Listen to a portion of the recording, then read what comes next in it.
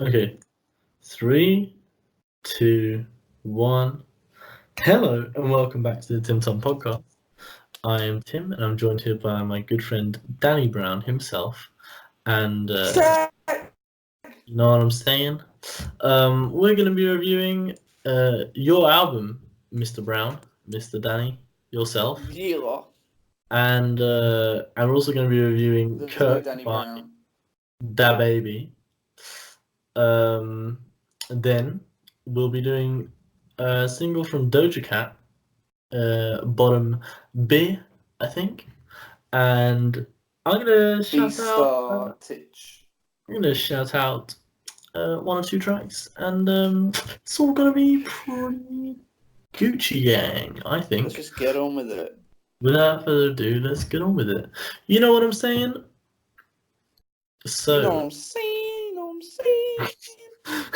No, not doing that.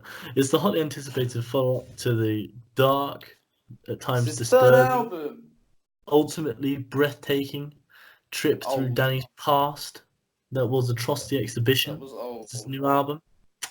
Danny's signature precise flows and his like very distinct voice are on it. Like he sounds a bit like Cypress Hill.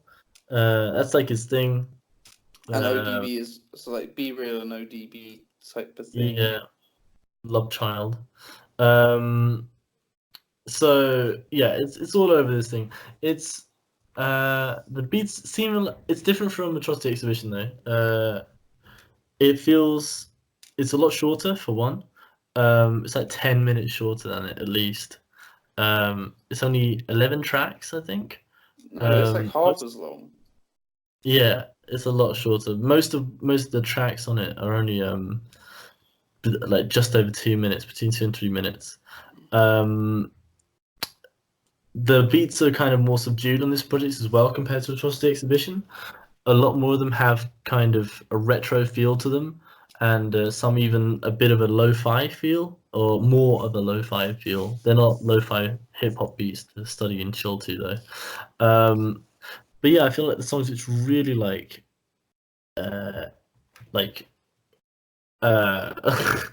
which are really illustrative of this like retro feeler, like the intro change up, theme song, the follow up, and then like particularly the closer Combat, which is I think is my favorite song on the whole thing. Best Life as well has a very retro feel to it, featuring production from Q-Tip, if I'm not mistaken. Well, he executive produced the whole album, so that's why it sort of sounds more old school. I think this sort of direction it took, but it's not a concept piece. The songs do flow quite well together, but there's not really a theme or anything here. I think just generally, apart from the fact that he's in a more positive place, and I think that's what a lot of these songs show. There's no real references to, well, sort of like, especially on Triple X, the sort of sad party anthems and just cries for help and also all the troubles in his life. This is more, things are pretty good now. Exactly, he's living his best life. Takes the start as an OG. Which track was it? The one with the really sour string. Theme song. Where he was talking about how he's done more for the game than this person he's referencing. Can I just say that I really didn't know what to expect, especially after the first track, which was so like for him, like the beat was pretty. It wasn't lively or crazy like he usually goes for. It was kind of low key and boring, if anything. Although I thought the hook was quite good, and with a Danny Brown song, it's always going to have some funny lyrics. But so it's a bit of a weak start. That was Dirty Laundry, though. Yeah, but their theme song was much better. It had some random ASAP Ferg ad-libs. I don't know if you heard those. It was just like, goo. No, I didn't hear this. I don't know why they were there, but they added a bit of character to the song. Those strings were crazy as well. So yes, they were. Thing that sort of led the beat along. Yeah. It's like so many. I just wanna. It's like over the whole, particularly theme song. Theme song, like just Danny's like on point. He delivers these like really dynamic bars, and he complements these like punchy rhythms on that, on the closer, on combat. Um, I think it's one thing I want to talk about is just I don't the one song I don't like on this is Savage Nomad. I What? find that track just doesn't really do it for me. The electric guitar sample I find it's like ultimately distracting, and as good as the beat is, I find that all the rolls and the tiny sample like they just detract from it overall. But the the drum solo at the end is like awesome. I just love that. I just want that. I just want that to continue. On Dude, that. that's trash, man. What? Okay, try and win me over on Savage Nomad. I just don't feel it, man. Freaking good song, man. Nah, nah. I also like the lines about where he was sort of describing himself as a choreographer on theme songs, sort of like, yeah, it's a good dance, but guess where he got the moves? Yeah, and he's talking about how the guy's got two left feet compared to him. Yeah, so sort Yeah, of dance that's references. pretty great. Dirty Laundry, we spoke about it before. It's still a great song.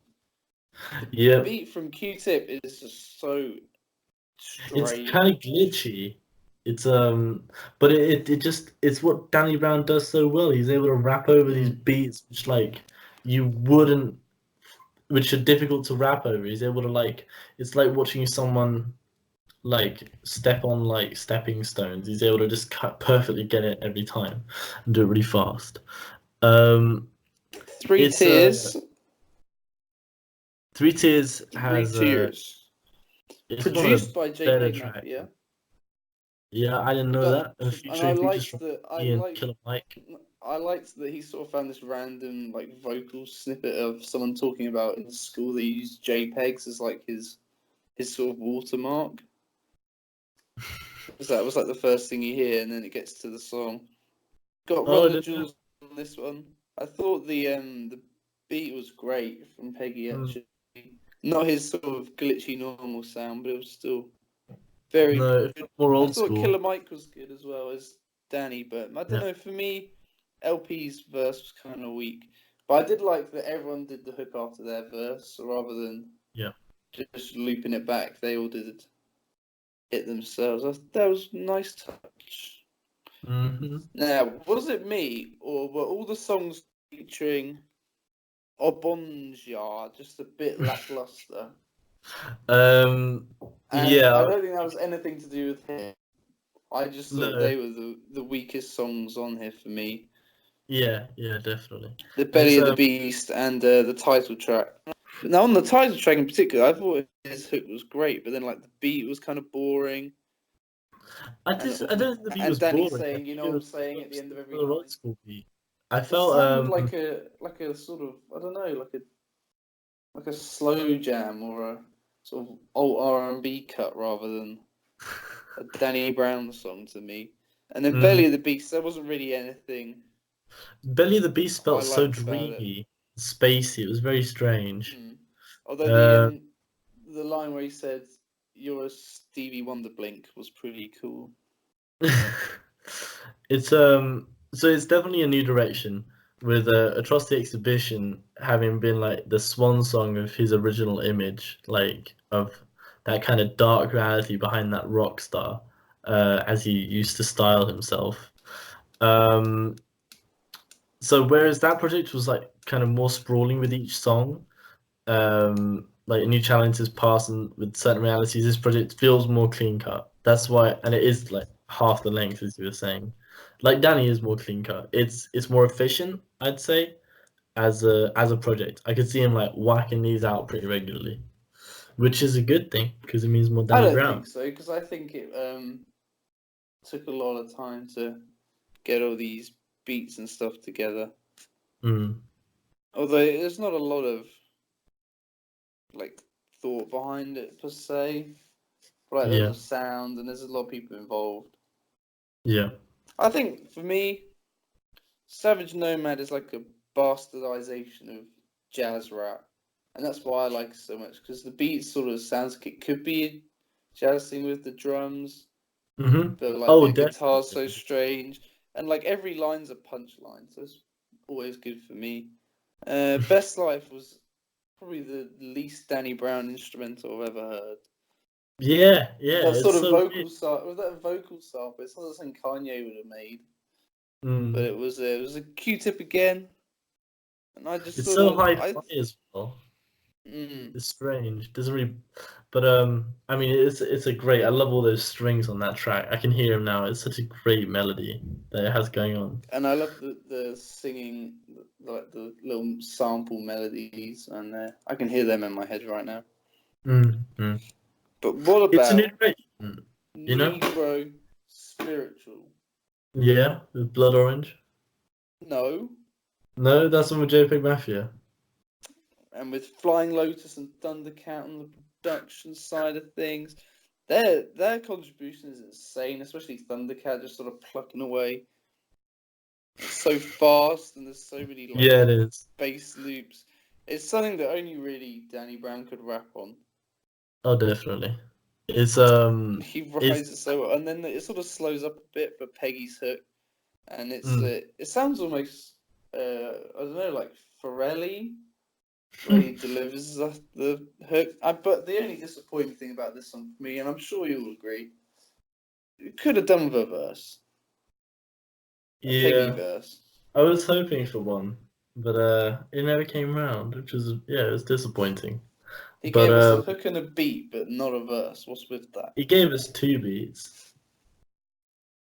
It's no, it's not. It's still one of the better tracks. That final run of tracks, those 3 tracks are great.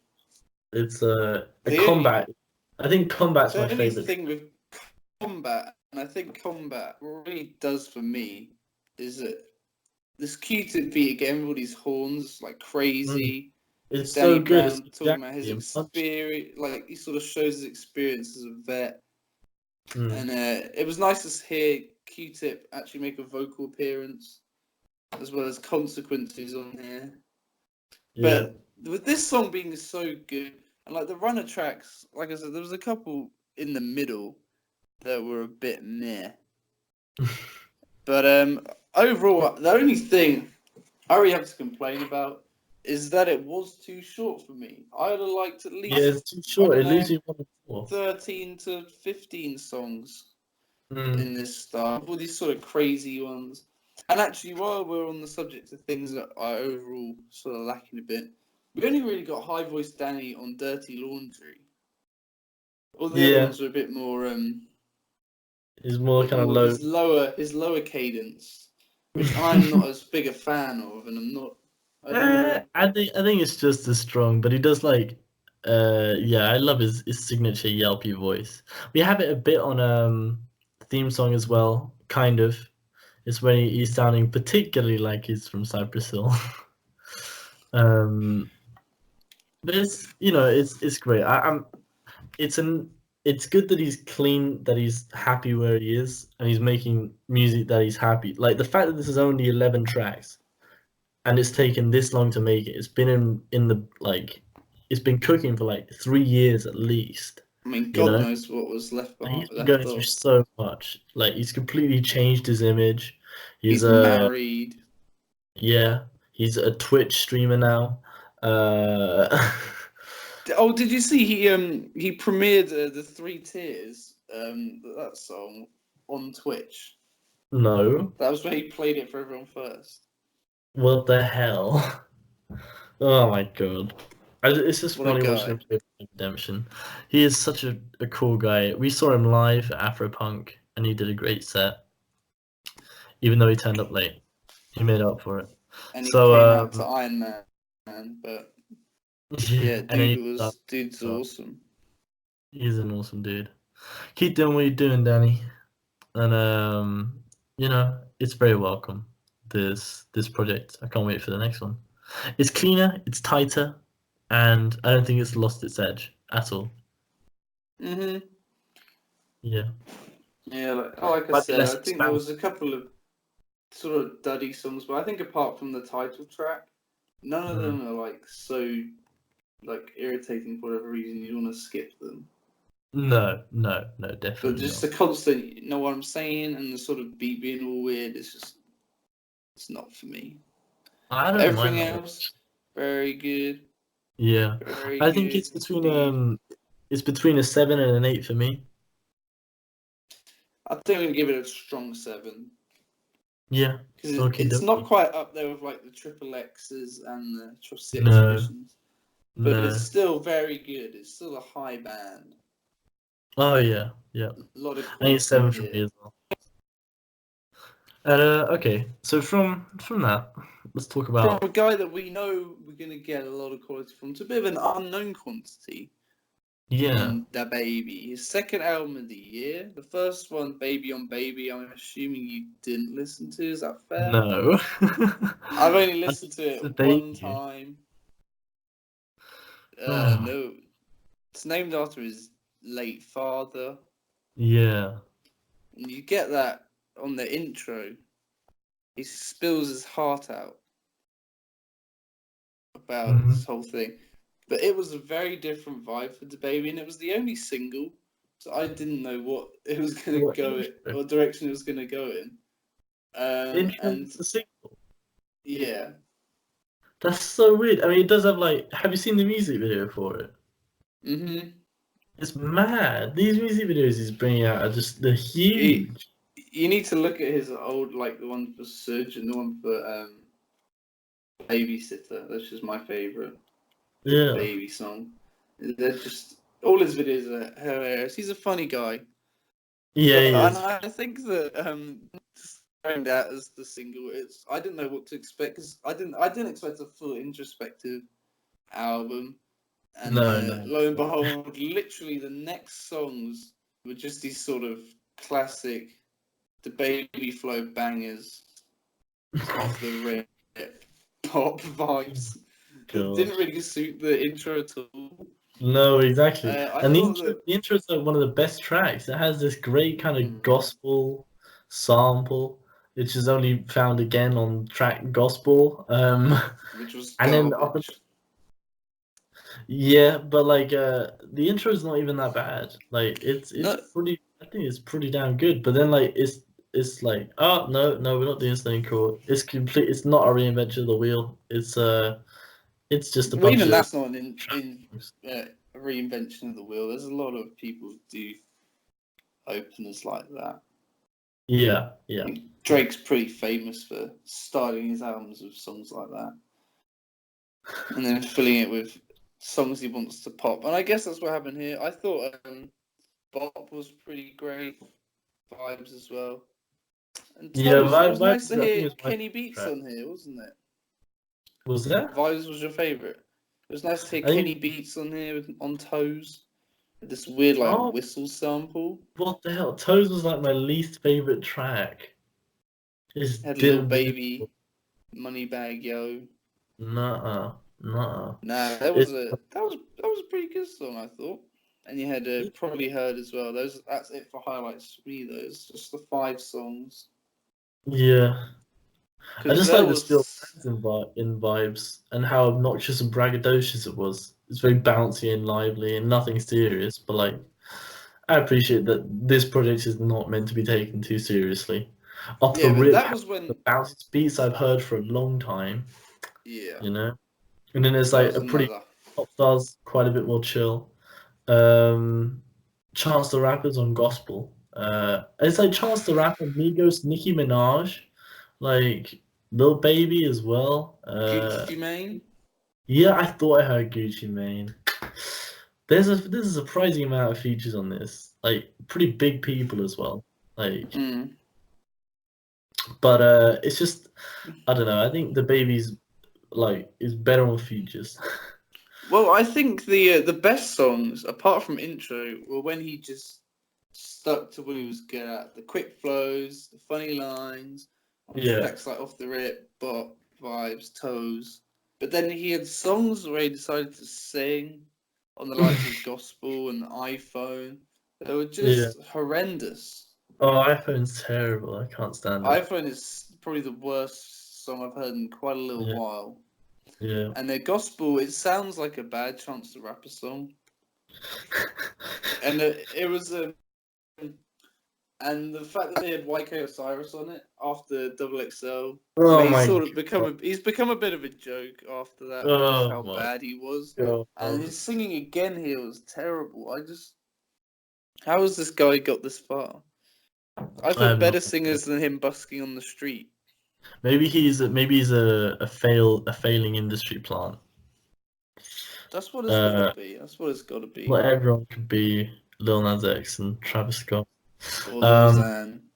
I think the final 2 tracks are a pretty good run, to be honest. I think after the track, it was such a weird choice to end this with, considering he had an actual set intro, and he closes it off with his Double XL freestyle just over a different beat and rapped at a different tempo. It was so much more immersive and so much more passionate and worth listening to on the original one. XXL is like one of the best tracks on it. I really love that the use of this solitary bell in the instrumental. So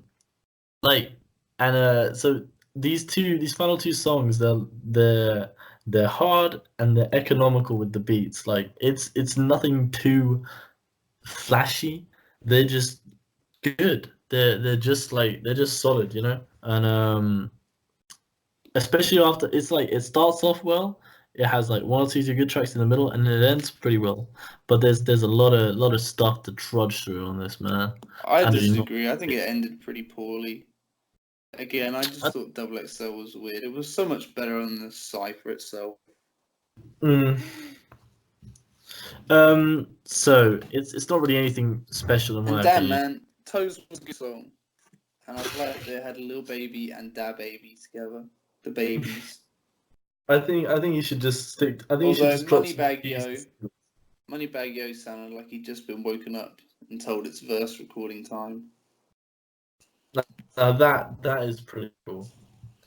That would be pretty cool to do. Like you just wake up a rapper and you get him to freestyle when they're like, just what's happening? You know?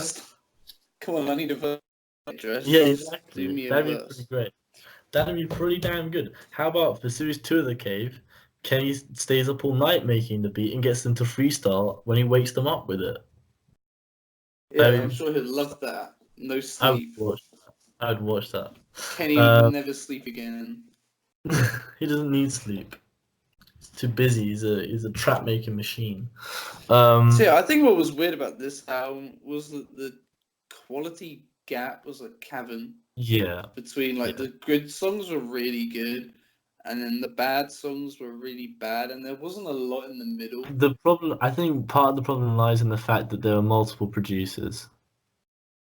You know, Well, I don't think that can always be an issue, but I think, it was sort of going in a lot of different directions. Like there was bits where he started singing for no reason. Yeah, I really think the banger run at the beginning was pretty, but like we said, iPhone horrendous, and then the end was sort of mixed. Yeah, I really think in the end that makes for a mixed album.